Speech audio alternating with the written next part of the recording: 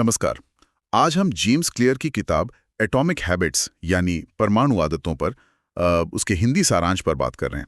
इसका जो मूल विचार है वो बड़ा दिलचस्प है कि कैसे छोटे-छोटे एकदम मामूली से लगने वाले बदलाव जब लगातार होते हैं तो बहुत बड़े नतीजे देते हैं। हाँ, बिल्कुल। और ये उस सोच से थोड़ा हटकर है जहां हम सिर्फ बड़े लक्ष्यों पर ध्यान देते हैं। ये सारांश कहता है कि असली तरक्की लक्ष्यों से नहीं बल्कि रोजमर्रा के सिस्टम से आती है। तो आज कोशिश यही रहेगी कि इसके जो मुख्य प्रैक्टिकल आइडियाज हैं उन पर बात करें। इसमें पहली चीज जो है वो है रोज सिर्फ 1% बेहतर होना। मतलब सुनने में तो लगता है कि 1% क्या होता है ना? लेकिन सारांश बताता है कि अगर आप रोज सिर्फ 1% सुधरते हैं तो साल के आखिर तक आप करीब 370 गुना बेहतर हो सकते हैं। ये तो कमाल का आंकड़ा है। हाँ, और यही इसकी खूबी है। ये दिखाता है कि सफलता कोई एक रात की कहानी नहीं, बल्कि छोटी छोटी अच्छी आदतों को रोज करने से बनती है। कंसिस्टेंसी मतलब निरंतरता जरूरी है, इंटेंसिटी नहीं। पर सवाल ये है कि ये आदतें बनती कैसे हैं। तो उसके लिए सारांश में एक 4 स्टेप प्रोसेस बताया गया है। हाँ, वो आदत का चक्र या हैबिट लूप, उसको थोड़ा समझाएंगी? जरूर।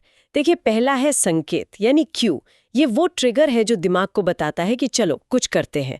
फिर आती है इच्छा, क्रेविंग। ये उस इनाम की चाहत है जो उस काम से जुड़ा है। इसके बाद है प्रतिक्रिया, रिस्पॉन्स। ये वो असल काम है, वो आदत जो आप करते हैं। और आखिर में है इनाम, रिवॉर्ड। ये वो संतुष्टि है जो दिमाग को सिखाती है कि हाँ भाई, ये दोबारा करना फायदेमंद है।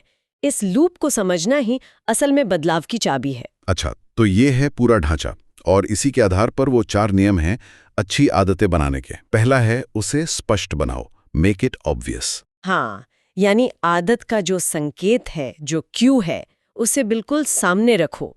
जैसे आपने कहा सुबह एक्सरसाइज करनी है, तो रात को ही जूते दरवाजे पर रख दिए।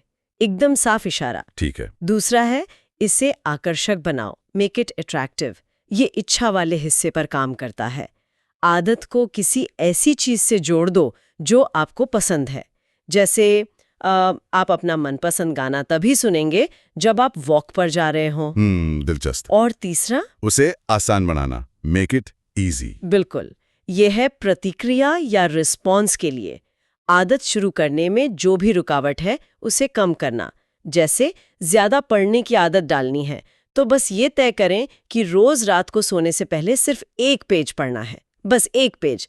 ज्यादातर लोग यहीं फेल होते हैं क्योंकि वो शुरू में ही बहुत बड़ा टारगेट रख लेते हैं। सही बात है। और चौथा नियम? चौथा है इसे संतोषजनक बनाओ, मेक इट सैटिस्फाइंग। ये इनाम वाले हिस्से को पक्का करता है। आदत पूरी करते ही तुरंत कोई छोटा सा इनाम मिलना चाहिए। जैसे हर बार जब आदत पूरी की, कैलेंडर पर एक बड़ा सा क्रॉस लगा दिया। वो आंखों के सामने दिखती प्रोग्रेस ही अपने आप में एक इनाम है। हाँ, ये तो हुई अच्छी आदतें बनाने की बात। पर क्या क्या यही तरीका बुरी आदतों को तोड़ने में भी काम आता है? हाँ हाँ, बिल्कुल। सारांश कहता है कि बस इन्हीं 4 नियमों को पलट देना है। पहला, इसे अदृश्य बनाओ, मेक इट इनविजिबल। बुरी आदत के संकेत हटा दो। अगर जंक फूड नहीं खाना तो घर में रखो ही मत। दूसरा, इसे अनाकर्षक बनाओ, मेक इट अनअट्रैक्टिव। उसके बुरे नतीजों पर फोकस करो। जैसे स्मोकिंग छोड़नी है तो सोचो कि सेहत पर कितना बुरा असर पड़ रहा है।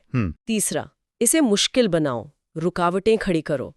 बहुत ज्यादा सोशल मीडिया यूज करते हैं तो ऐप डिलीट कर दो या वेबसाइट ब्लॉकर्स लगा लो।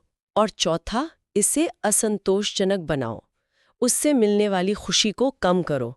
शायद किसी दोस्त को बोल दो कि अगर दोबारा वो आदत की तो उसे पैसे देने पड़ेंगे। एक तुरंत का नेगेटिव फीडबैक। वाह, ये तो बहुत ही प्रैक्टिकल लग रहा है। इस सारांश में एक और बहुत गहरी बात है, पहचान आधारित आदतें, आइडेंटिटी बेस्ड हैबिट्स। मतलब ये कहने के बजाय कि मैं कसरत करूंगा, ये सोचना कि मैं एक सेहतमंद इंसान हूं। ये इतना जरूरी क्यों है? हाँ, ये बहुत शक्तिशाली है क्योंकि ये आपकी मोटिवेशन का सोर्स ही बदल देता है। जब आप अपनी पहचान बदलते हैं तो आपके काम अपने आप उस पहचान के हिसाब से होने लगते हैं।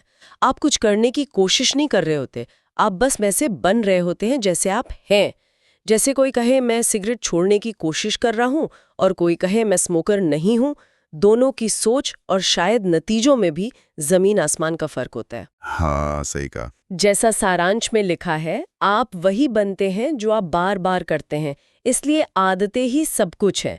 आपकी आदतें आपकी पहचान बनाती हैं और फिर आपकी पहचान आपकी आदतों को गाइड करती है। तो मतलब इस पूरी बातचीत का सार ये निकलता है कि बड़े नाटकीय बदलावों के पीछे भागने से अच्छा है छोटे लगातार सुधारों पर ध्यान देना, और लक्ष्यों से भी ज्यादा जरूरी है एक ऐसा सिस्टम बनाना जो इन सुधारों को मुमकिन बनाए।